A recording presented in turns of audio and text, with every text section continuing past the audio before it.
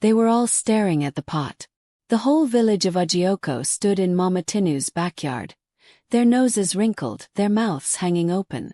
Some people still held half-eaten pieces of meat.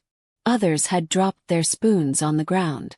Children were hiding behind their mothers' wrappers, peeping with wide eyes. The big woman at the center of it all, Mama Tinu, the fattest, jolliest cook in the village, was no longer smiling. Her round cheeks were wet with sweat. Her hands shook as she tried to push the broken clay pot under the wooden table with her foot. But it was too late. Kemi saw it clearly. There, spilled on the dusty ground beside the pieces of the broken pot, was a small yellow calabash. Its cover had rolled away. The sharp, sour smell in the air made her throat tighten. And everyone had just seen what had splashed out and mixed with the stew they had been eating and praising only moments before. It's pea," someone whispered, voice trembling. The whisper moved through the crowd like harmattan dust. Pea. Her pea. Mama Tinu's pea. Baby began to cry. One woman dropped her bowl and started spitting on the ground, trying to clean her tongue with her fingers. Men who had just been licking their lips in joy were now gagging and coughing. Children clutched their stomachs, not sure if they were really feeling pain or just fear. Mama Tinu's voice cracked as she shouted, "It's not what you think. It's special medicine. It makes the food sweet. I only use a little. Only a few drops. You people like the food, ABI." But nobody answered her. All eyes were on Kemi now, the thin, bright-eyed girl standing in front, hands balled into fists, chest rising and falling fast. She was the one who had spoken up. She was the one who had shouted the truth when the pot fell and the smell rose. "She has been using her pea," Kemi's voice shook, but she did not stop. "I saw her. I saw her many times. That is her secret ingredient." The villagers turned back to Mama Tinu, anger and disgust growing on their faces.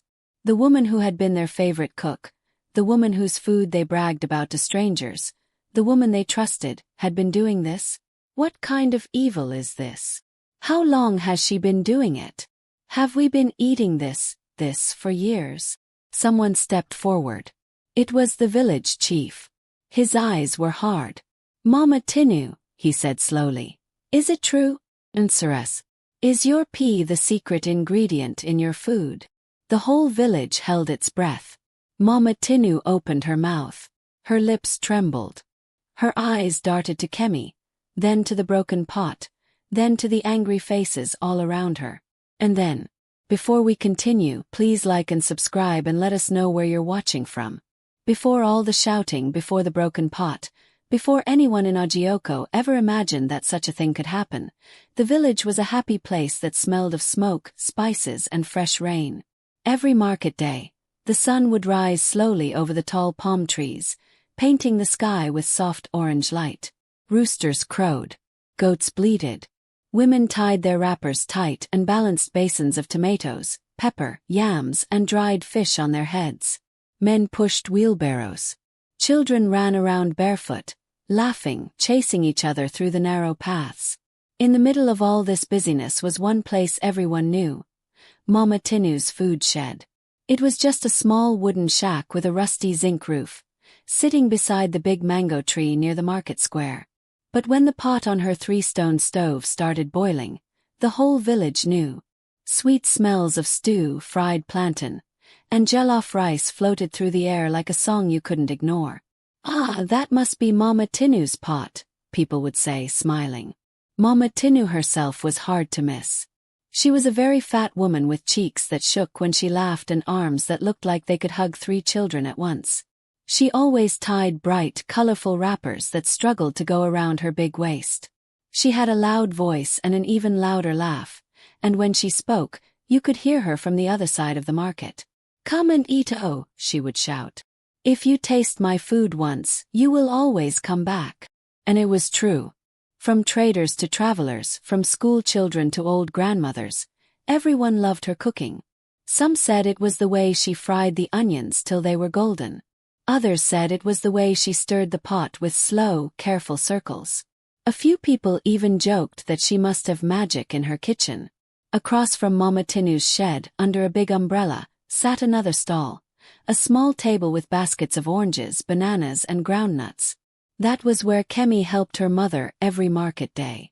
Kemi was 11 years old, thin as a broomstick, with curious eyes that missed nothing. She loved two things more than anything else: asking questions and eating good food. Often, while peeling oranges, she would lift her head and sniff the air whenever the smell of Mama Tinu's stew floated by. "Mama, how does she make it smell like that?" Kemi would ask, her nose wrinkling with joy. Her mother would smile and shrug. "Experience, my child. Years of cooking. When you are older, you will also learn." "But I want to learn now," Kemi would say, half serious, half playful. Sometimes, when business was slow, Kemi would sneak glances at Mama Tinu's kitchen. She watched the big woman moving around the fire, lifting lids, stirring pots, throwing in handfuls of spices. But no matter how hard she looked, Kemi could never see everything. The door to the back of the shed was always half closed. And there was one high shelf where Mama Tinu kept a small yellow calabash that she never let anyone touch. "Why can't anybody touch that calabash?" Kemi once asked when she went to buy a plate of rice. Mama Tinu's smile froze for a second. Then she laughed loudly and tapped Kemi lightly on the head. "Small girl, too many questions. That is my secret ingredient," she said proudly. "Every good cook has a secret. When you grow fat like me and everyone is lining up for your food, then you can have your own secret too." The other customers laughed. Kemi laughed too, but something inside her felt a little strange. She didn't know why. Maybe it was the way Mama Tinu had grabbed the calabash quickly and pushed it farther back on the shelf. Maybe it was the way her eyes had flashed for a second, almost like she was afraid. That night at home, Kemi could not stop thinking about secrets. She remembered how once, during a football game, she saw some boys move the goalpost a little when the other team was not looking. They said nothing and they won.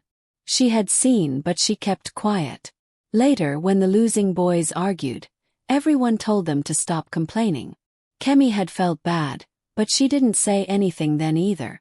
Now she wondered, what if some secrets are not harmless? What if some secrets are dangerous? Days passed. The market continued as usual. People ate, laughed, and praised Mama Tinu. "One plate is never enough," a driver said one afternoon, licking his fingers. "Her stew is sweeter than honey," another man replied. Once in a while, someone would complain of a small stomach ache after eating too much at her shed. But they always laughed it off. "It is not the food," they would say. "It is my greedy mouth." Still, gossip never slept in Ajioko. Old women sitting under the udala tree would sometimes lower their voices and say, "How can her food always taste better than everyone else's? Maybe she went to a herbalist. Maybe she is using medicine to tie people's tongues." Others would shake their heads. "Ah, you people like to suspect. Maybe she just knows how to cook." Kemi listened to all this with wide ears. The word medicine made her shiver, but she said nothing. One cloudy evening, the air felt heavy and the sky looked like it was thinking of rain. Customers were fewer than usual. Kemi's mother sent her to return a borrowed tray to Mama Tinu. "Go quickly and come back," her mother said. When Kemi reached the back of the shed, she noticed something strange. The front, where customers usually sat, was empty. No laughter. No clanging of spoons. No loud voice shouting, "Come and eat, oh." Instead, Kemi heard a soft humming from the back. It was Mama Tinu's voice, but she was not laughing now. She was singing a low, slow song Kemi did not recognize. Kemi tiptoed closer. The small back door of the shed was slightly open. Through the crack, Kemi could see the fire glowing under the big pot. She could not see Mama Tinu, but she could hear the sound of liquid pouring and smell something sharp and sour mixing with a rich smell of stew. Her heart began to beat faster. What is that smell? It doesn't smell like palm oil or vinegar, she thought. She knew she should just drop the tray and go. But her curiosity pushed her forward, step by step. She wanted to understand. She wanted to see. She didn't like half answers. Kemi placed the tray softly on the ground. Then she found a small stone, climbed on it, and slowly lifted herself so she could peep through the gap in the door. She took a deep breath, stretched on her tiptoes, and raised her head to look inside the kitchen. And her eyes went wide as. That night, sleep did not come quickly to Kemi. She lay on the thin mat beside her little brother, looking up at the dark ceiling of their small room. The crickets were singing outside. Far away, someone's generator coughed and went quiet. But inside Kemi's chest, everything was loud. Her heart, her thoughts, that strange smell. Again and again, her mind went back to what had happened behind Mama Tinu's shed earlier that evening. She had climbed on the stone. She had peeped through the small open space in the door. The fire had made the pot glow red from below. And there, in the corner of the room, she had seen the fattest woman in the village doing something Kemi could not forget. Mama Tinu had been squatting, her big wrapper pulled up around her waist. In front of her on the ground was that same yellow calabash. Kemi had seen a thin stream of pale liquid trickling into it. The sharp, sour smell had hit her nose again, stronger now. Kemi had gasped and almost slipped off the stone. By the time she pulled herself down and pressed her back against the wall, her whole body was shaking. She did not need anybody to explain. She knew what pee looked like. She had helped her little brother many times when he couldn't reach the pit latrine in time. She squeezed her eyes shut, hoping she had imagined it. But when she opened them again, the picture was still there in her mind. Mama Tinu standing up, tying her wrapper, picking up the calabash carefully like a baby bird, then walking to the pot of stew. Kemi hadn't waited to see more. She had run. Now, hours later, the memory still made her stomach turn.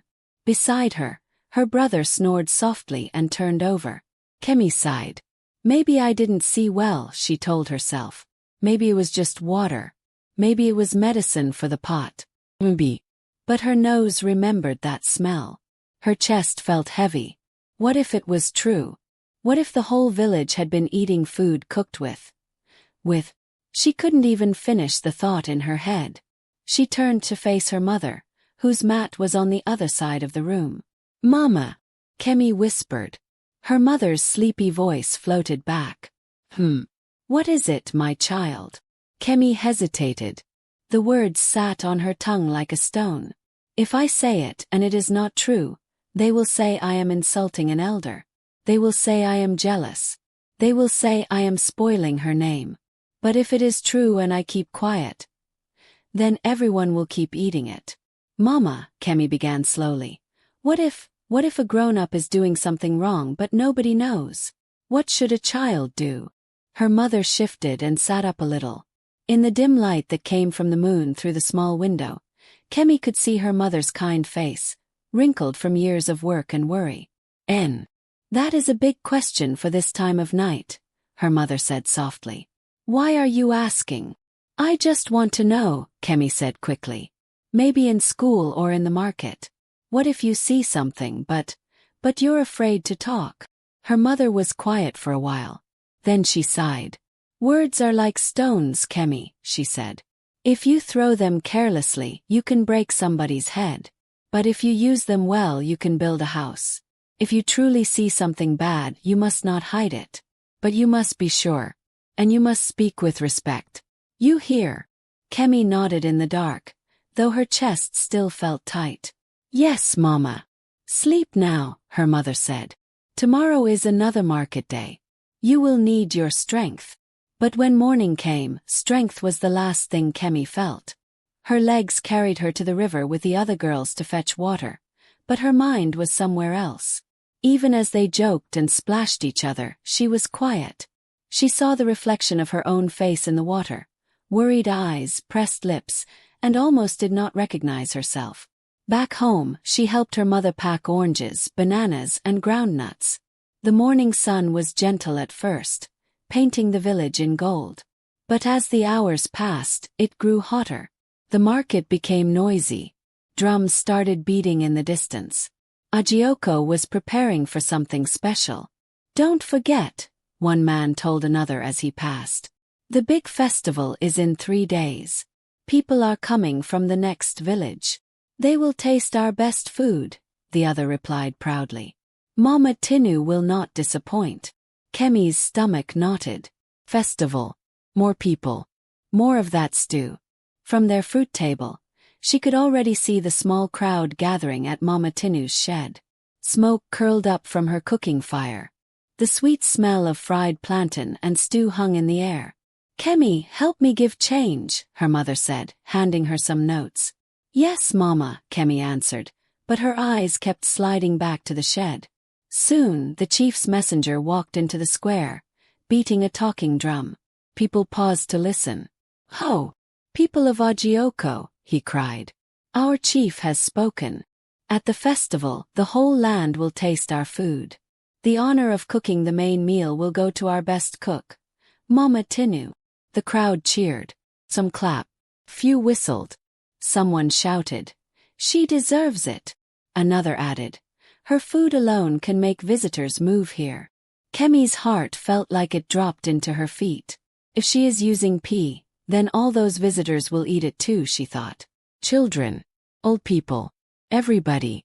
Her hands shook as she counted change for a customer. Ah, small girl, why are you giving me extra? The woman asked, laughing. Are you sharing free money? Sorry, Ma, Kemi muttered, correcting the mistake. A while later, she saw her best friend, Fola, running toward her. He was a tall boy with skinny legs and a smile that was usually too big for his face. But today he did not look happy. Kemi, he groaned, holding his stomach. My belly is paining me. I think I ate too much rice from Mama Tinu. Too much? Kemi asked quickly. Or something else? He shrugged, wincing. I don't know. My mother says I should rest. But she still sent me to tell you something. She said I should tell you that during the festival, I will be helping serve the food at Mama Tinu's place. Imagine. Me walking between all the big men with plates. He tried to smile proudly, but another spasm of pain crossed his face and he bent slightly. Kemi felt cold even though the day was hot. Fola. Serving the same food. Walking between all the big men. And the chief.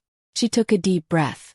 Fola, she said quietly, pulling him closer so others would not hear. If I tell you something, will you laugh? He frowned. No now. What is it? She looked around. Her mother was busy with a new customer. People were arguing over the price of yams nearby. No one was listening. I think, Kemi swallowed. I think something is wrong with Mama Tinu's cooking. I think she is putting something bad inside. Fola's eyes widened.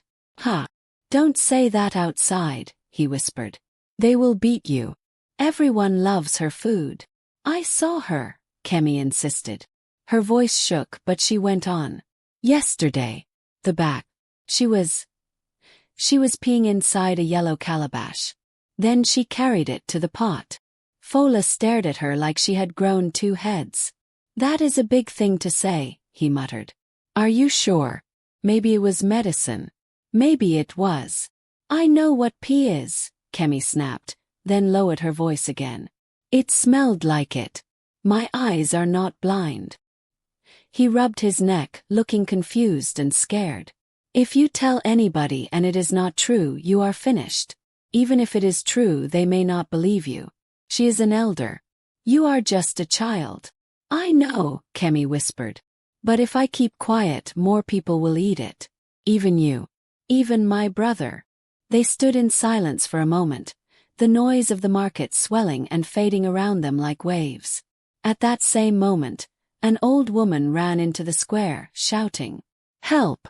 Somebody help! My daughter is rolling on the floor. Her stomach. Her stomach. People rushed to her. Did she eat? Someone asked. Yes, the old woman cried.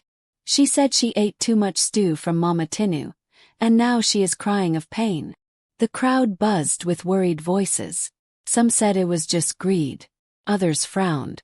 A few glanced toward the food shed, then quickly looked away. Kemi felt something harden inside her. She remembered her mother's words. If you truly see something bad, you must not hide it. She looked at Fola. I have to know the truth, she said. Before the festival. before more people get sick. I will watch her again. I will get proof. Then I will tell the chief. Fola's mouth fell open. You. Alone? Yes, Kemi said, her small hands curling into fists. Tonight. I will go to the market after everyone sleeps. I will hide near her shed. And this time I will not run. That night, when the moon rose high and the village became quiet, Kemi slipped out of her house barefoot. The ground was cool under her feet. Dogs barked once or twice, then went back to sleep. She moved like a shadow between the houses until she reached the empty market. There, in the darkness, the outline of Mama Tinu's shed sat under the mango tree like a waiting giant. A thin line of light shone from the back door. Kemi's heart hammered in her chest, but she forced her legs to move. Step by step, she crept toward the shed and pressed herself against the wall, just like before. From inside, she heard the soft clink of a pot lid. Then that same slow humming song.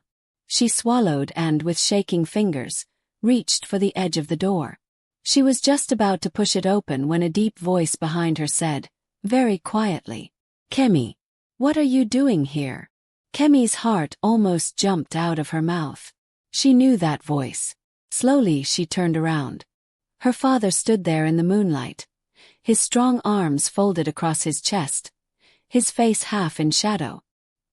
He wore his old brown wrapper and a faded shirt, the one he always used when checking the goats at night. Papa, Kemi whispered. What are you doing here? He repeated, his voice calm but heavy. In the middle of the night. Alone. Behind somebody's kitchen. Kemi opened her mouth, then closed it again. All the words she had been so ready to shout at the door suddenly felt stuck. Her father stepped closer, his slippers scraping softly on the ground. He glanced at the thin line of light shining from under the back door of the shed. Are you stealing food? He asked. Kemi's eyes went wide. No, Papa. I would never. Then why are you hiding here? His eyes searched her face. She swallowed. She thought of her mother's warning about words being like stones. She thought of the whole village praising Mama Tinu. She thought of what would happen if her father didn't believe her. But she also thought of Fola clutching his stomach. And the old woman screaming, My daughter's belly. Kemi took a deep breath. Papa, she said slowly, her voice small. I think something is wrong with Mama Tinu's food. Her father frowned. What do you mean? I saw her yesterday, Kemi whispered. At the back door through the crack. She was peeing into a yellow calabash. Then she carried it to the pot. I came back tonight to see again. I wanted to be sure so that when I speak, they won't say I am lying. Her father's face tightened. For a moment he said nothing. The only sound was the low humming from inside the shed and the distant croak of frogs. Kemi, he said at last, do you know what you are saying? Do you know how serious this is? Tears burned at the corners of her eyes, but she lifted her chin. Yes, Papa. No. That's why I couldn't sleep. He sighed, rubbing his forehead with one hand. If you are wrong, you will spoil a woman's name. If you are right, he glanced again at the shed. If you are right, then our whole village is in danger. I am not lying, she whispered. He looked deeply into her eyes. He had known this child since she took her first breath. He knew how she chewed her lip when she was thinking hard, how she twisted her fingers when she was scared. He also knew she did not make up stories for fun. Come, he said quietly. This is not the way. You cannot be sneaking around at night. It is dangerous. Spirits and bad people also move at this time. But Papa. No, he said firmly. You will go home now. Tomorrow we will watch. We will think. We will decide what to do. A problem this big cannot be solved by a small girl alone in the dark. His words stung, but his hand on her shoulder was gentle. Kemi gave the door one last long look. The light, the hum, the smell of smoke. All so close to the truth. Then she nodded and walked home beside her father, her bare feet making soft sounds on the sandy path. The next day, the market was even busier than before. The festival was only 2 days away. Drummers practiced near the square. Boys hung colorful cloth between trees. Women argued over which group would dance first. Children ran around with palm fronds, pretending they were kings and queens. At their fruit table, Kemi and her mother arranged oranges into neat little hills. Her father sat on a low stool nearby, mending an old basket. He had not forgotten their night talk, but he had said only one thing in the morning. Watch. Listen. Do not run ahead of your mouth. We will not accuse anyone until we are sure. Kemi tried to do as he said. From where she sat, she could see everything.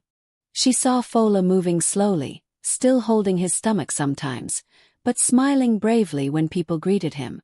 She saw the chief's messenger come again to remind everyone of the feast. And she saw Mama Tinu. The fat cook was in high spirits. She laughed loudly, shouted orders at the girls helping her wash plates, and stirred the pot with her usual big spoon. The smoke rose. The smell of her stew rolled across the market like a warm blanket. "Ah, Mama Tinu," a man called as he passed. "Your food for the festival will shame the other villages." "Leave it to me," she replied proudly. "They will lick the plates till they shine like new." Everyone who passed her smiled. Everyone except Kemi. Her chest twisted as she watched the yellow calabash sitting on the high shelf, just inside the shed. From a distance it looked innocent, pretty even. But now when Kemi saw it, all she could think of was the sour smell and the way Mama Tinu had held it. "I need proof," she told herself. "If I don't have proof, nobody will listen." Around midday, the sun became very hot. Some traders started to complain. One of the girls helping in Mama Tinu's shed came out, fanning herself. "Ah, my head is turning," the girl said. "Let me go and buy cold water." She walked away, leaving the back of the shed empty. At that moment, a small, sharp voice whispered behind Kemi. "Now is your chance." He turned. It was Fola. His eyes were serious. "I know I told you to be careful," he said, "but I have been thinking. If what you said is true, somebody must check. Cannot go. They will notice me. But you are small and quick." Kemi bit her lip. "What if I get caught?" Fola shrugged. "What if you don't? If you are right, you will save us. If you are wrong, at least you will know the truth." Her father was distracted, still working on the broken basket. Her mother was arguing with a customer about the price of bananas. No one was looking at her. Kemi's heart pounded. She took a deep breath, then gently placed the basket of groundnuts on the table. "I will go now," she said. She moved like a cat between the stalls, blending with shadows and stacks of yams. When she reached the back of Mama Tinu's shed, she pressed herself against the wall and listened. Silence. No humming. No clanging of spoons. Only the faraway sounds of the busy market. She peeped around the corner. The back door was half open. Inside she could see the fire now low, and the big pot sitting on top. Beside it, on the high shelf, sat the yellow calabash. Kemi's mouth went dry. Quickly, before her courage could run away, she slipped inside. The kitchen felt hotter than outside. The air was thick with spice and smoke. Sweat ran down her back, but she ignored it. Her eyes went straight to the calabash. It was too high for her to reach. She looked around and saw a wooden stool in the corner. She dragged it quietly across the floor, wincing at the small scraping sound. She climbed on it, her legs trembling, and stretched her arm. Her fingers brushed the side of the calabash. Slowly, carefully, she pulled it toward her and lifted it down. It was heavier than she expected. Her hands shook as she removed the small cover and held her breath. The smell hit her at once. Sour. Not like pepper, not like vinegar, not like palm wine. Exactly like the scent she knew too well from the latrine behind their house. Her eyes watered. Her stomach rolled. It's true, she thought. It's really true. Fear and anger rose inside her together. This was what people had been swallowing with smiles on their faces. This was what her friend had eaten. This was what the whole village wanted to serve to guests at the festival. She knew now she could not keep quiet. She put the cover back on with shaking fingers and hugged the calabash to her chest. If she could carry it to her father, to the chief, they would see.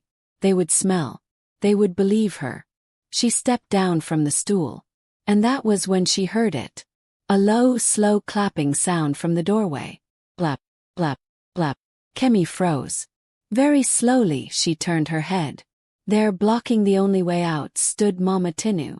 Her round face was not smiling now.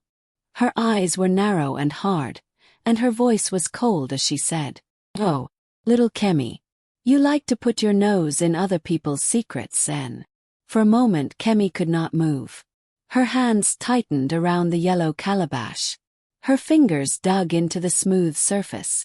Her throat felt dry. Mama Tinu stepped into the kitchen, her big body almost filling the doorway. Her wrapper swished as she walked. Her eyes, usually bright with laughter, were now dark and sharp. "So," she said again, "you like to put your nose in other people's secrets?" Kemi swallowed. I was just what?" Mama Tinu snapped. "Just stealing. Just spying. You think because you are small you can do anything you like." Kemi shook her head, but no sound came out. Her legs felt like yam porridge. The fat woman moved closer. The kitchen seemed to shrink. She stopped right in front of Kemi and bent slightly so their faces were almost level. Up close, Kemi could see beads of sweat on her forehead. Smell the mix of smoke, oil and something else. "You have been watching me, haven't you?" Mama Tinu hissed softly. "Always looking, always asking. I warned you, every good cook has a secret. But you children don't respect elders again." It's wrong," Kemi whispered, surprising herself. Her voice was tiny but steady. "People trust you. They eat your food. They don't know what is inside. You are using your pee." The word hung in the air like a slap. For a second, something like shame flickered in Mama Tinu's eyes. Then her face hardened again. "Mind your mouth," she barked. "Do you know how many years I have been cooking? Do you know how many people bless my name after eating? They don't complain. They always come back. If the food is sweet, what is your problem?" "It's dirty," Kemi said, her voice shaking now. "If they knew, they would never eat it." "They don't know," Mama Tinu said coldly. "And they don't need to know. Some things are better hidden. That is how the world works, little girl. If everybody says everything they see, there will be war every day." She reached out and wrapped her big hand around the calabash, trying to pull it from Kemi's arms. But Kemi held tight. "I need to show them," Kemi cried. "I need to show my father, the chief." Before she could finish, Mama Tinu leaned close and spoke in a low, dangerous voice. "If you step out of this shed with that calabash," she whispered, "I will shout that you came here to poison my food. I will tell everyone you tried to destroy the festival. Who do you think they will believe? You, a small girl selling oranges? Or me, the woman whose food they love?" The words hit Kemi like stones. She imagined the whole village turning on her. People pointing. Children laughing. Parents pulling their kids away from her. That is the girl who lied about Mama Tinu. The thought made her chest hurt. Tears gathered in her eyes, but she blinked them away. "It's still wrong," she said weakly. "Even if they don't believe me." "Enough," Mama Tinu snapped. With a sudden jerk, she wrenched the calabash from Kemi's hands. The girl stumbled back, bumping into the wooden stool. The calabash almost slipped, but Mama Tinu caught it with surprising speed. She hugged it to her chest like a treasure, her breathing heavy. She pointed to the door with her free hand. "Get out," she ordered. "And if I hear my name in your mouth, just once, if I hear you saying anything about me to anybody, you will regret it. I will tell your parents you are a thief. I will tell the chief you want to destroy his big day. Your family will be ashamed." Kemi's lips trembled. "I'm not a thief." "But they will say you are," Mama Tinu said, her smile thin and bitter. "Sometimes truth doesn't matter. Only the loudest voice wins. Remember that." She turned away, placed the calabash back on the shelf, and then swung back to glare at Kemi. "I said get out." Kemi's legs finally obeyed. She walked past the woman, heart pounding so loudly she was sure it could be heard outside. The moment she stepped into the bright market sunlight, the noise and colors hit her like a wave. People were laughing, bargaining, chewing roasted corn. No one knew what had just happened in the small, hot kitchen.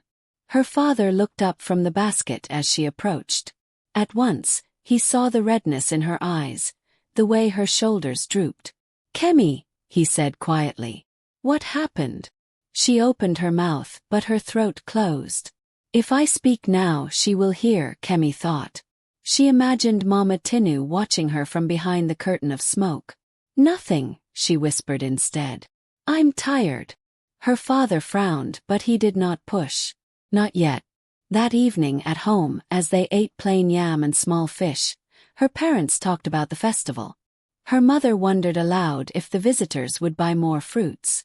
Her father said the chief's speech must be very important this year. Kemi moved the piece of yam around her plate, appetite gone. "Are you sick?" her mother asked. "You barely touched your food." "I'm fine," Kemi muttered. But she knew she wasn't. The heaviness inside her felt worse than any stomach ache. Later, when her brother fell asleep and the lantern was turned low, her father tapped the empty space beside him. "Kemi, come." She sat down quietly. He studied her face.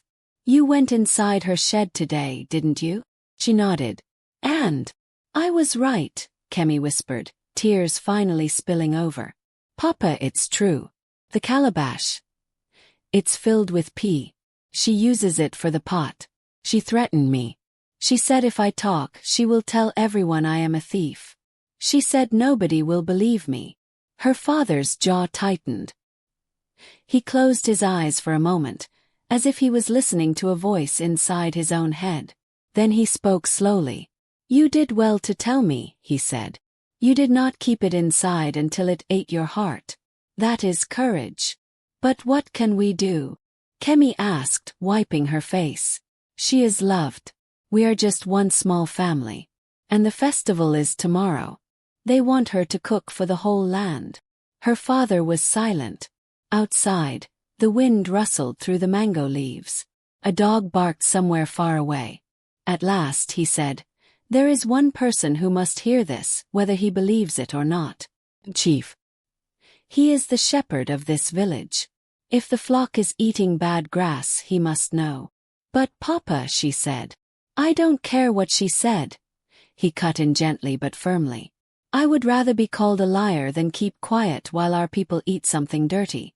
Tomorrow morning, before the festival starts, we will go to the chief's compound. You will speak. I will stand beside you." Kemi's chest filled with both fear and relief. "What if he sends us away?" she asked in a small voice. "What if he laughs?"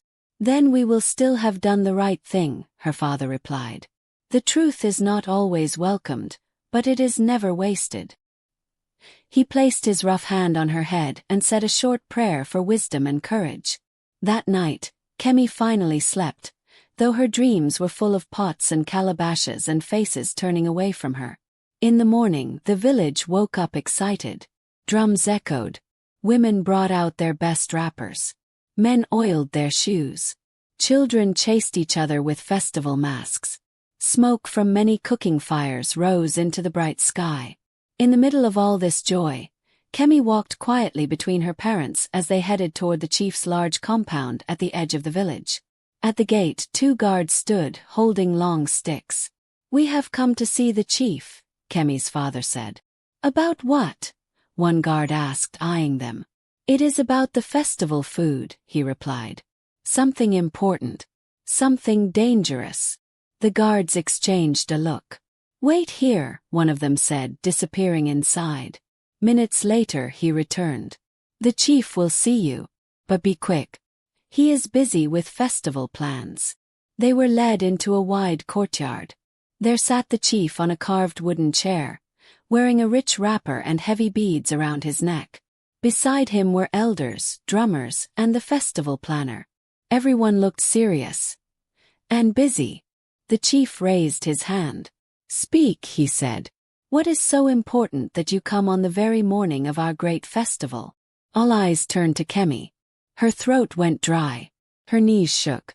She could feel her father's steady hand on her shoulder, but the weight of the chief's gaze, the elders' frowns, the waiting silence, all of it pressed down on her like a heavy load.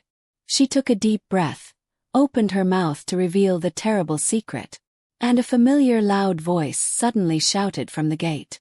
"Great Chief, before you listen to that child's lies, listen to me first." Everyone in the chief's courtyard turned toward the gate. There stood Mama Tinu. She was dressed in her best wrapper, bright red and yellow, with beads shining on her thick wrists. Her cheeks were powdered, her head tie stood tall, and her chin was lifted high like a queen. Behind her, a few women who helped her in the shed peeped in, whispering. "Great Chief," she called again, walking in with big, heavy steps. "I heard people are planning to spoil my name on the day of our great festival. I could not sit in my kitchen and keep quiet." The chief's eyes narrowed. "Who told you to come here, Mama Tinu?" "Ah, my ears are not blocked," she said quickly. "Word runs faster than fire. They said this man and his daughter," she pointed straight at Kemi and her father, "have come to say wicked things about me. Me, the one whose food has fed this village for many years." Murmurs spread among the elders. The chief looked from her to Kemi's family. "Is that true?" he asked Kemi's father. "Yes, my chief," her father replied, his voice steady. "We have a serious matter to report. It concerns the food for the festival. It concerns people's health." Before he could say more, Mama Tinu threw her hands in the air. "Health," she cried. "If my food is bad, why do people keep coming back? Why did you yourself, Chief, finish 2 plates at the last naming ceremony? Is it jealousy? Is it because my shed is always full?" Some of the elders chuckled. Others shook their heads slowly. Few looked unsure. The chief raised his hand for silence. "I will hear both sides," he said firmly. Then he turned to Kemi. "Little one, step forward." Kemi's legs trembled as she walked to the open space in front of the chief's chair. Her heart beat so loudly she could hardly hear the drums in the distance. "What is your name?" the chief asked. "Kemi," she said softly. "Speak up," an elder snapped. "We are not ants, we cannot hear whispers." She swallowed and tried again. "My name is Kemi." The chief nodded. "Now, Kemi, tell us why you came." Kemi felt all the eyes on her. The chief's, the elders, her parents, and Mama Tinu's sharp stare like a knife in her back. She thought of the old woman's sick daughter. She thought of Fola holding his stomach. She thought of the yellow calabash and the sour smell. So she told them. She told them about peeping through the door that first evening. She told them about the night she went back and her father found her. She told them about sneaking into the shed that morning, climbing the stool, and opening the calabash. "She is using her pee," Kemi said, voice shaking but clear. "She puts it in a calabash and keeps it on a high shelf.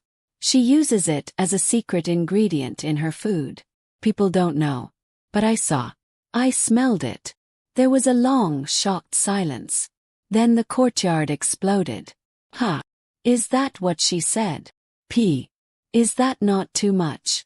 Ah, this child has gone mad." Some elders looked disgusted. Others looked offended. A few just stared at her, confused. The chief banged his staff on the ground. "Silence!" The noise died down slowly. He turned to Mama Tinu. "You have heard the child. What do you say?" Mama Tinu's mouth hung open, then slowly closed into a tight line. Her eyes glistened, not with tears but with angry heat. "Great Chief," she began, her voice shaking, "I have never heard such wicked lies in my life. Me. Put pea in food. What kind of child says this about an elder? About the woman who fed her when she had no money for stew?" Some people muttered in agreement. "She is lying," one elder said. "Children these days have no respect. Maybe she wants her mother's fruit to sell more," another elder added. "If they spoil Mama Tinu, people will stop going to her shed and buy more bananas." Kemi's face burned. It felt like hot pepper had been rubbed on her skin. "It's not a lie," she whispered. But her voice was lost in the noise. Again the chief's staff hit the ground. "Enough," he said. "We cannot throw such a heavy accusation away like palm kernel shells. And we cannot swallow it like hurried food either. We must chew with our minds. We must think." An old man sitting at the far end cleared his throat. He was Baba Alyamo, the oldest man in the village, his hair white as cotton, his hands thin but still steady. People said he had seen more seasons than anyone else alive. "Great chief," Baba Alyamo said slowly, "may I speak?" "You may," the chief replied. The old man leaned on his staff as he stood. "I remember," he said, his voice calm. "When I was a small boy, there was a woman in another village. People loved her medicine. They said her herbs cured everything. But one day, a child said he saw her mixing ground glass into her potions. Nobody believed him. He was beaten for disrespect. Later many people fell sick.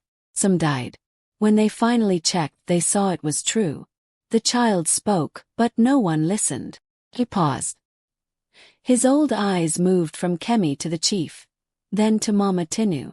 "Sometimes children see what we are too proud to notice," he went on. "Sometimes they also lie. We cannot know which this is by shouting. We must test. We must search. The stomach has no eyes, but we do." The courtyard grew quiet. From near the gate, a loud wail suddenly cut through the air.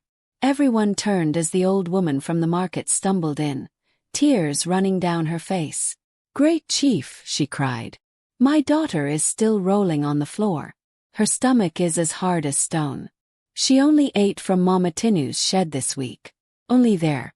Please help us." Her words hung heavy in the air. One by one, other voices joined. "My son too has been complaining since yesterday. My husband says his belly turns after he eats her stew, but he loves it so much he keeps going back. I thought it was just greed, but now I'm afraid." Fear began to creep into the faces around the courtyard, sitting side by side with doubt. The chief rubbed his chin. He looked at Kemi again, then at Mama Tinu. "This is no longer a small matter," he said. "Our people are falling sick. Our festival is close. We cannot pretend." He turned to the fat woman. "Mama Tinu, will you swear that this child is lying? Will you swear by the ancestors by the river that you have not used your own pee in your cooking?" The question seemed to hit her like a slap. Her mouth opened and closed. Her tongue pushed against her teeth. She looked at the elders, at the crowd, at Kemi. For a second, something like fear flashed in her eyes. Then she lifted her chin. "I don't have to swear," she said quickly. "She is just a child. Must I answer every strange story? If we start swearing for everything, we will finish all the colanuts in the market." Murmurs rose again. Baba Alyamo shook his head slowly. "A clean calabash is not afraid of water," he said softly. "If you are innocent, why fear proof?" The chief straightened in his chair. His voice was firmer now. "Enough words," he declared. "Words are dancing around us like flies. We must now look for meat. We will go to your shed, Mama Tinu. All of us. We will see your kitchen.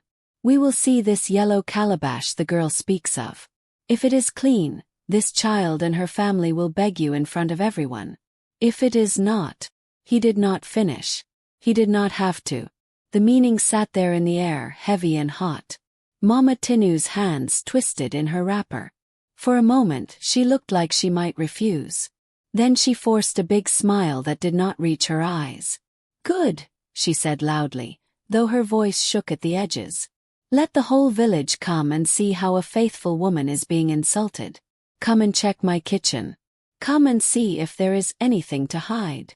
The chief stood. The elders stood. People who had been peeping at the gate pushed forward to follow. The news ran through the village faster than children. "They are going to check Mama Tinu's kitchen." As they all walked toward the market, Kemi felt her father's hand slip into hers and squeeze. "You have done your part," he whispered. "Whatever happens now, remember, you spoke the truth." But fear still crawled in her stomach like small insects. What if she had made some mistake? What if the calabash was gone? What if everything had been cleaned away, and she was left standing there, looking like a liar before the whole village? They reached the square. People gathered around the mango tree. The smoke from the cooking fires curled into the sky, carrying with it the smell of stew. In front of her shed, Mama Tinu turned to face the crowd, her eyes glinting. "Here we are," she said loudly. "Come inside. Come and see the kitchen you want to destroy." The chief stepped forward. Kemi held her breath as he reached for the back door of the shed, and slowly began to push it open.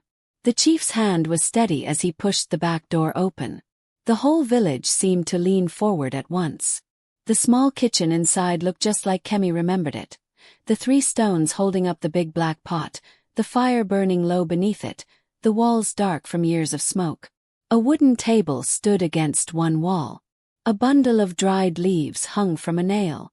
And there, on the high shelf near the back, was a yellow calabash. Kemi's heart slammed against her ribs. "That one!" she cried before she could stop herself. "That is the calabash." People murmured. Some stood on their toes to see. The chief stepped inside, followed by 2 elders and Baba Alyamo. Everyone else crowded around the doorway trying to peep. Mama Tinu stayed just behind them, her hands squeezed together like someone ready to pray, her face arranged in a sad, hurt look. "Please, chief," she said loudly so everyone could hear.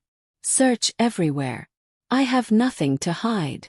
The chief pointed to the shelf. "Bring that calabash down." One of the elders, tall and thin, took the calabash carefully and handed it to the chief. The chief turned it in his hands, studying it. "Open it," Baba Alyamo said quietly.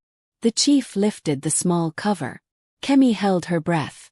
Her nose waited for the sour, dirty smell she remembered so well. But what drifted out was different. It was sharp, yes, but it smelled like lemon and ground herbs and something bitter like medicine. Not like the latrine. Not like pee. The chief frowned and sniffed again. One elder dipped a finger quickly and tasted just a tiny drop on his tongue. "It is bitter," he said, smacking his lips. "But it is not that." He looked at Kemi, his eyes hard. Another elder sniffed too. "This is some kind of spice," he said. "Strange but not evil. Child, are you playing with us?" Kemi's mouth fell open. "No," she said, shaking her head so hard her braids danced. "It was not like that before. I smelled it. It stank. She must have changed it. She must have poured it away and put something else." "Aha!" Mama Tinu cried, slapping her hand on her chest. "So now I am a witch that can change water in 1 minute. Great chief, when did she say she saw this thing?" "Yesterday. This morning. Maybe she smelled something else. Maybe she smelled the latrine outside and joined it with my name." Laughter rippled through the crowd, quick and mean. Kemi felt her cheeks burn. Her throat tightened. "I know what I smelled," she insisted weakly. "I know." "Enough," one elder snapped. "Your nose is too young to judge what is in a woman's kitchen. Do you think we are fools?" Her father stepped forward. "Please, elders," he said, bowing his head slightly. "My daughter is not a liar. I too believe something is wrong here. Why will a respected woman have a secret calabash in her kitchen that nobody must touch? Why do people fall sick after eating?" "People fall sick every day," another man in the crowd called out. "Is it always the cook's fault?" "Yes," someone else shouted. "You want to spoil the festival because of one small girl's nose." Voices rose and crashed into each other like waves. "She is jealous. She wants to bring her mother's fruit business up. Children of nowadays don't fear elders again." Tears stung Kemi's eyes. She looked desperately at the chief, at Baba Alyamo, at anyone whose face did not look angry. The old man with white hair frowned, but he said nothing yet. The chief closed the calabash and handed it back to the elder. He spoke slowly, his voice heavy. "There are sick people," he said. "There is a strange story. But there is no proof here. We have opened the calabash. We have seen nothing evil inside. We cannot punish a woman based on smell that only one child says she noticed. But, Kemi started. Child, the chief cut in not unkindly. You have been brave to speak. But bravery must walk with wisdom. Today I see confusion, not truth. He turned to the crowd. The festival will continue. Mama Tinu will still cook. But I will send the healer to check the sick. We will watch. If there is any real danger, it will show itself. Mama Tinu's eyes flashed with something Kemi could not name. Then she fell to her knees dramatically. Great chief, she cried. I forgive them. Yes, I forgive them. The father and his rude daughter. Maybe hunger has confused their brains. I will not hold it to heart. Let us focus on joy. Let us feed our visitors well. Some women rushed to help her up. Others hugged her and rubbed her back. You have a big heart, Mama Tinu. See how she forgives them. Ah, this girl has done bad. Kemi felt the ground tilt under her feet. Forgive us. He thought, shocked. The one doing the wrong is pitying us. Her father's hand squeezed her shoulder again, but this time she could feel the pain in his fingers. Come, he said quietly. We have said what we came to say. They have chosen not to listen. They walked home through streets buzzing with music and laughter that felt like thorns to Kemi. Children she knew whispered as she passed. One boy stuck out his tongue. Liar, he mouthed. At the fruit stall, some customers turned away. Let us not buy here today, one woman muttered loudly enough for Kemi to hear. Who knows what kind of stories they will spread about our food after? Her mother's eyes filled with worry. That afternoon, Kemi sat alone behind the house, hugging her knees. The sky was bright and clear, but inside her heart, everything felt gray. Maybe I should have kept quiet, she thought. Maybe Papa was wrong to bring me. Now everyone hates us and nothing has changed. The food is still there. The festival is still coming. People will still eat. She pressed her forehead against her knees and let the tears run. After a while, she heard the soft tap of a walking stick on the ground. Kemi, a gentle old voice called. She looked up. Baba Alyamo stood there, his white hair glowing in the afternoon light, his small eyes kind. She quickly wiped her face and tried to stand, but he waved her back down and lowered himself slowly to sit beside her. Your heart is heavy, he said. She nodded, swallowing a lump in her throat. They don't believe me, she whispered. They think I am wicked. They think I want to spoil the festival. And do you? He asked calmly. No, she cried. I just don't want people to eat something dirty. Is that so wrong? The old man smiled a little. Truth is often painful when it first arrives, he said. It is like bitter leaf.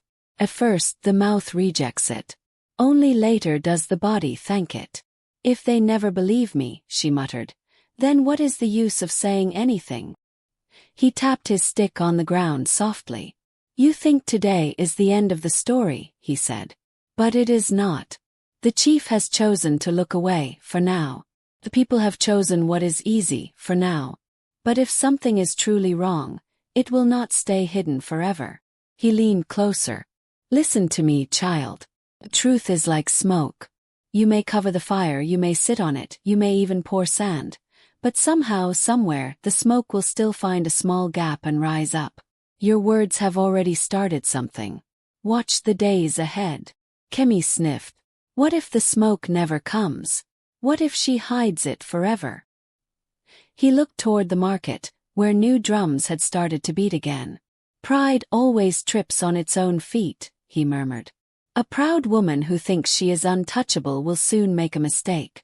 When that happens, you must be ready. Not with anger, not with revenge, but with steady eyes and a strong heart. He got to his feet slowly. The festival is tomorrow, he said. Many mouths will open to eat. Many eyes will be watching, some with love, some with doubt. Wait and see, Kemi. The ancestors are not sleeping. He left her with those words. That night, sleep refused to come again. Kemi lay awake listening to the faraway sound of drums and singing as people prepared for the big day. At some point, she slipped quietly to the window that looked toward the market. The moon was bright. From her house, she could see the faint glow of fires being prepared at the square. Small shadows moved here and there, people arranging tables, women getting pots ready. Then, in the soft silver light, she saw a shape she recognized. The wide body, the high head tie. Mama Tinu, walking alone toward her shed. She carried something in her hand. A yellow calabash. Kemi's heart thudded. She watched as the woman disappeared into the shed. After a moment, a small light flared inside. The shadow of her big body moved back and forth. Kemi pressed her face to the window. She could not see clearly, but she could make out the shape of Mama Tinu lifting the calabash, tilting it toward the big pot for tomorrow's stew. She could almost smell the sour stink in her memory. Tomorrow, she thought, panic rising in her chest. Tomorrow the visitors will come. The chief will eat. Everyone will praise the food again. And nobody will know. For the first time, a terrible thought crossed her mind. Maybe Baba Alyamo is wrong. Maybe the smoke will not rise. Maybe the world will just go on like this, dirty but smiling. Her hands tightened on the window frame. In that moment, watching the fat woman's shadow move around the fire, Kemi felt smaller and more alone than ever before. And as the drums of the festival night beat louder in the distance, she whispered into the darkness. What if the truth never comes out? Morning came with drums. By the time the sun climbed over the palm trees, Ajioko village was already awake and shining. Women tied their brightest wrappers. Men brushed their caps and polished their shoes. Children painted their faces with white chalk and chased each other, laughing. Today was the festival. From every corner of the village, people carried stools and mats toward the big square. Visitors from the next village arrived in trucks and on motorbikes, greeting loudly and shaking hands. But in the middle of all the excitement, one person did not feel bright. Kemi walked beside her parents, her feet slow. She could feel eyes on her, feel whispers brushing her back like small flies. That's the girl who lied about the cook, she heard one woman say. Children talk too much, another replied. If I were her mother, I would tie her mouth. Her mother pretended not to hear, but her lips were tight. Her father's face was calm, though a small line had appeared between his eyebrows. They reached the square. Long tables were set up under the mango tree, covered with cloth. A big space in the middle was left for dancing. At one side, near the cooking area, stood Baba Alyamo on a low stool, watching everything with his old sharp eyes. And near the smoke, like a queen in her own palace, was Mama Tinu. Her shed was now the heart of the festival. 3 big pots bubbled over 3 fires, each one full of thick red stew. Helpers moved in and out, carrying plates, fetching water, cutting vegetables. The smell of the food wrapped around the crowd like a warm blanket. Ah! Can you smell it? A visitor said, licking his lips. This village knows how to cook. Just wait till you taste it, a proud Ajioko man replied. Our Mama Tinu is famous. Kemi's stomach twisted. Her father touched her shoulder. Stay with your mother at the fruit stall, he said. We will sell our own food. But keep your eyes open. Remember what Baba Alyamo said, watch. She nodded and followed her mother to their table, where baskets of oranges and bananas waited. Fola soon appeared, wearing a too big shirt and an excited smile. See me, he said, spinning once. I was chosen to help serve water to the guests. My mother says I must stand straight and not spill anything. You're okay now? Kemi asked, glancing at his stomach. He nodded. Better. But she said I should not eat too much stew today. She says your story has entered her head. He said it with a half-joke, but his eyes were serious.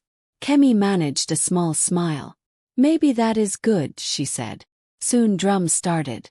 Dancers in colorful clothes stepped into the open space, moving their feet and shoulders to the beat. Children shouted and clapped. The chief and elders took their seats at a special table, set higher than the others. Behind them, the 3 big pots continued to bubble. From the fruit stall, Kemi could see into the half-open back of Mama Tinu's shed. She saw the helpers rushing around, the big woman tasting stew, adding pepper, tasting again. Then something made her heart jump. On the same high shelf as before, half hidden behind a basket of onions, sat the yellow calabash. Kemi's mouth went dry.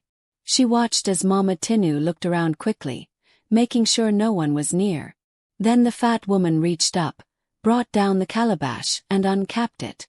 Even from where she stood, Kemi could imagine the sour smell. "Fola," she whispered, grabbing her friend's arm. "Look." He followed her gaze. His eyes widened. "That thing again," he muttered.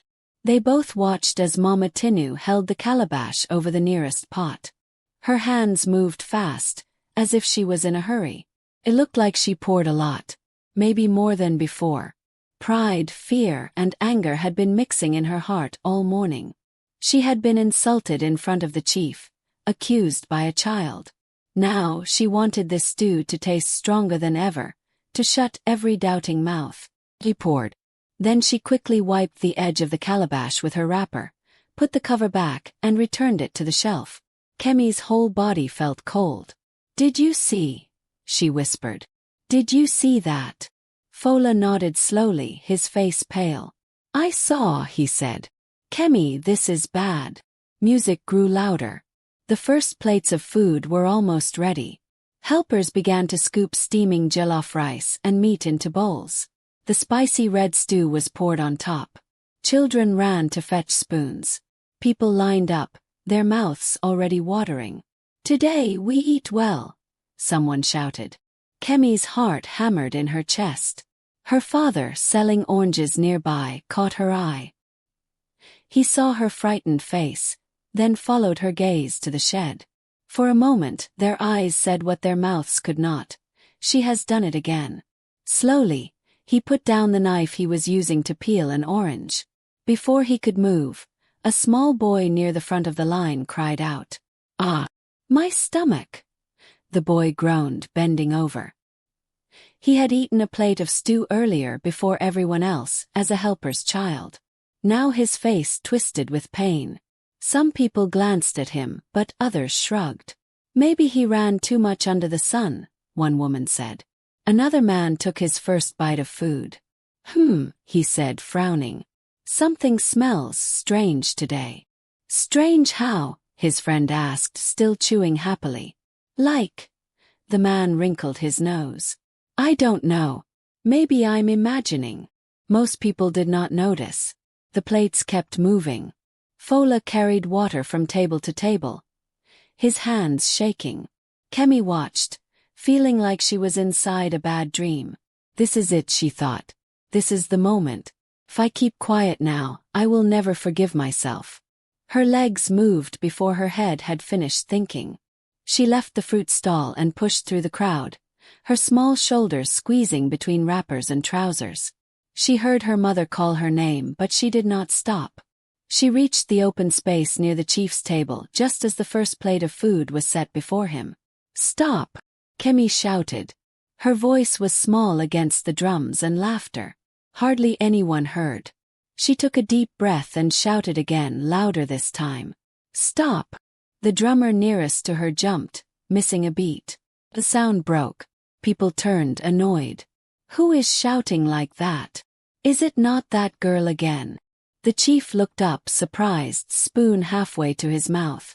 Kemi stood in front of him, chest rising and falling fast, hands clenched at her sides. "Please don't eat it," she cried. "Please, all of you, stop eating." The square went quiet. Only the crackle of the cooking fire and the distant cry of a bird could be heard. The chief frowned. "Kemi," he said sternly, "we have already discussed this matter. You are causing trouble on our happy day." "It's not trouble," she said, voice shaking but clear. "It's the truth." She did it again. "I saw her just now."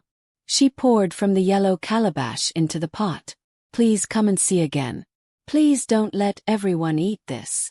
Angry murmurs began to rise. Will this girl not rest? Is she trying to spoil the whole festival? What kind of child stands in front of the chief like this? But from somewhere in the crowd, a weaker voice spoke. My son is still in pain from yesterday, the old woman called, holding her stomach as if it were her child's. He only ate from her place. I'm afraid. Maybe we should listen. Another man raised his hand. Chief, I also smelled something strange just now, he admitted. I thought it was my nose. The chief looked from their faces to the steaming pot, to the yellow calabash on the shelf, and then to Kemi, thin, shaking but standing her ground. Before he could speak, Baba Alyamo's old voice rose above the noise. Great chief, he said, leaning on his staff, today is a day of joy. But joy cannot sit well on a rotten stool. One more time let us check. This time not quietly in a corner. Let the whole village see. Let their own eyes and noses judge. A wave of agreement rolled through the crowd. Visitors leaned forward, curious. The chief sighed, then slowly stood up. Very well, he said. We will look again. If we find nothing, this matter ends today. If we find something. Again he did not finish. He walked toward the shed, this time followed not only by elders and the old man, but by almost the entire village. People crowded around the doorway, craning their necks. Inside, Mama Tinu stood very still beside her pot, her smile stretched tight and strange. Great chief, she said, her voice sweet but trembling. Must we go through this again? People are hungry. Our guests are watching. Do we want to shame ourselves? We want to protect ourselves, Baba Alyamo replied. Bring down the calabash. Slowly, with the eyes of the village burning into her back, Mama Tinu reached up and took the yellow calabash from the shelf. Her hand shook. Give it to the chief, someone called. No, open it yourself, another voice shouted. Voices rose, pushing her from all sides. Her breathing grew fast. Her fingers fumbled with the small cover. The calabash slipped once, she grabbed it, almost dropping it into the pot. Few people gasped. Careful, someone cried. In that thick, heavy moment, with everyone watching and pushing and shouting, with her pride and fear fighting inside her, Mama Tinu's hand slipped again. This time the calabash flew out of her grip. It hit the side of the big pot. The pot rocked on its 3 stones. The next second, in front of the chief, the elders, the visitors, and the whole of Ajioko, the heavy pot of stew tipped and began to fall. The world seemed to move in slow motion. The big pot of stew tilted, slid off the 3 stones, and crashed to the hard ground with a loud kpa. Hot red stew splashed everywhere. On the floor, on the fire, on the bottom of the walls, even on some people's feet. People jumped back, shouting, Ah! My leg! Hot! Hot! But that was not the worst part. The yellow calabash hit the ground too. It did not just fall. Broke. It snapped into 2 pieces with a sharp crack, and a pale yellowish liquid spilled out, mixing with the stew on the floor. For a moment there was silence. Then the smell rose. It pushed through the sweet smell of pepper and meat. Pushed past the smoke. It hit the noses of the chief, the elders, the visitors, the villagers. Sharp, sour, dirty. Not medicine. Not lemon. Not herbs. Something every adult in that room knew too well. Someone gagged. A woman slapped her hand over her nose. A man spat on the floor. What kind of smell is this? Ah, this is. It can't be. But it was. Now it was not only Kemi's nose. It was everyone's. The chief's face went pale, then dark. He took a step back, his beads shaking on his neck. Baba Alyamo covered his nose with his wrapper. His old eyes wide. Slowly, like a heavy truth waking up, all eyes turned to the broken calabash. Then to Mama Tinu. Her face had lost all its color. Her mouth opened and closed like a fish pulled from water. For the first time since Kemi had known her, Mama Tinu had no words. One of the elders bent down. His face twisted, and touched a drop of the pale liquid that had not yet mixed with the stew. He brought his finger close to his nose, then quickly jerked it away, disgusted. This, he said hoarsely, this is not spice. Another elder whispered, This is human waste. A wave of horror passed through the crowd like a wind. Have we been eating this? For how long? My children have been licking plate. A visitor shouted. Is this the welcome your village gives us? Voices rose. Some people began to spit on the ground. Others wiped their tongues with the backs of their hands as if that would clean years of food. The chief's voice cut through the noise like a knife. Mama Tinu. She flinched. Is this your secret ingredient? He asked, each word slow and heavy. Is this what you have been feeding us? Her lips trembled. It was medicine, she stammered. Just small. Just a few drops to make the stew strong. My grandmother taught me. It is old ways. Old ways. Someone shouted. Who taught you to put that in food? It is evil, another cried. It is dirty. My son is sick. My husband too. People started to push toward her, anger burning in their eyes. Helpers dropped spoons and backed away from her side. Two of the women who had helped her cook took off their aprons and ran out of the shed. Everybody back, the chief ordered. Nobody touch the stew. Nobody step in that mess. He turned to two strong men. Cover this pot. Take sand and kill this fire. This food is not for any stomach. They moved quickly, their faces tight. Then the chief faced Kemi. The whole village turned with him. Kemi stood near the doorway, small and thin, her dress a little dusty, her eyes big and unsure. She looked from the broken calabash to the chief, then down at her own feet. She did not look proud. She just looked tired. The chief stepped forward, his voice carrying so that even those outside the shed could hear. Kemi, he said, you spoke. We did not listen. You warned us. We called you a liar. Today your words have stood like an iroko tree. The truth has shown itself. He bowed his head slightly.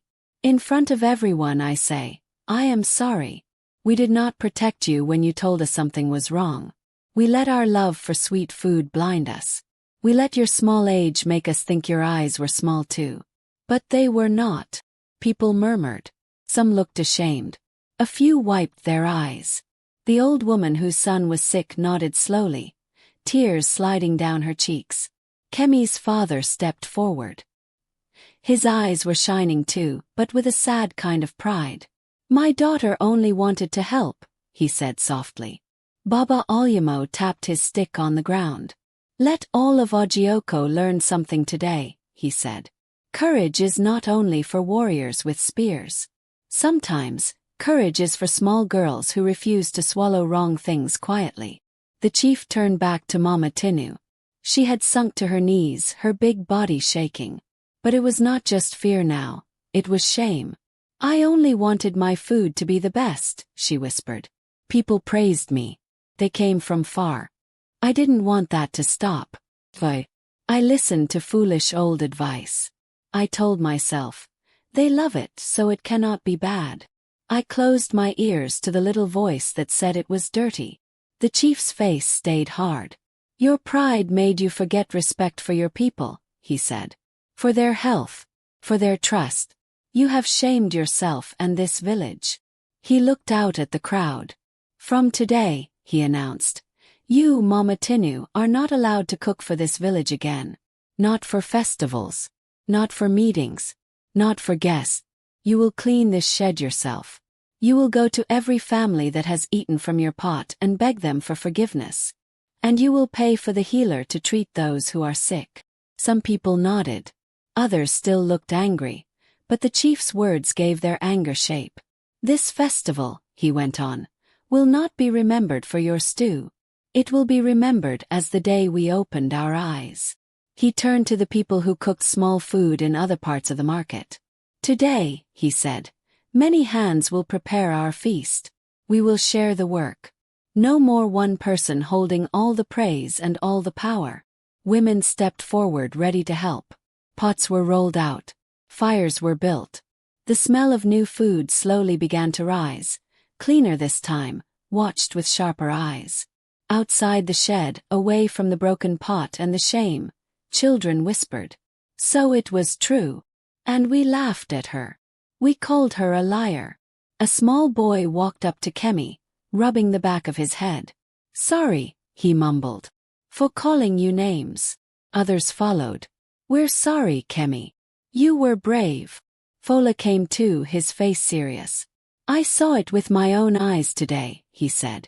I should have spoken louder with you. Next time I won't keep quiet. Kemi's lips trembled, then stretched into a small, tired smile. It's okay, she said. Just, don't forget next time. When something feels wrong, say it. As the day went on, the festival slowly found its balance again. The new food was simpler. Maybe the stew did not jump on the tongue the same way. But people ate with more care, with more talking, with more thinking. They watched what went into the pot. They asked questions. They shared work. And when the dancers came out again, their feet seemed to move lighter. Late in the afternoon, the chief called Kemi and her parents to stand before the crowd once more. Today, he said, we learned that truth may first come from a small mouth. We learned that love for praise can make a person blind. We learned that when someone speaks up about danger, we must not crush their voice without checking. He took off a beaded bracelet from his own wrist and handed it to Kemi. This is not payment, he said. You cannot buy courage. But keep this as a sign that this village will remember what you did today. Her hands shook as she took it. She looked out at the faces around her, some still ashamed, some grateful, some simply thoughtful. For the first time in days, her chest felt light. That night, when the drums finally grew quiet and the stars filled the sky, Kemi sat outside her house with her father. Papa, she said softly, do you think I did the right thing?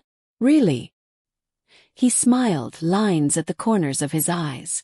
Yes, he said. Doing the right thing does not always feel good at first. Sometimes it brings trouble, names, shame. But in the end, it brings light. She rested her head on his arm. I was so scared, she admitted. He nodded. Bravery is not the absence of fear, he said. It is speaking and standing even while you are afraid. From far away, she could see the shadow of the mango tree in the square. Tomorrow the market would return to normal. People would bargain and laugh again. But something would be different now.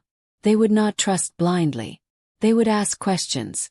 They would remember the fat woman's secret, and the small girl who refused to swallow it.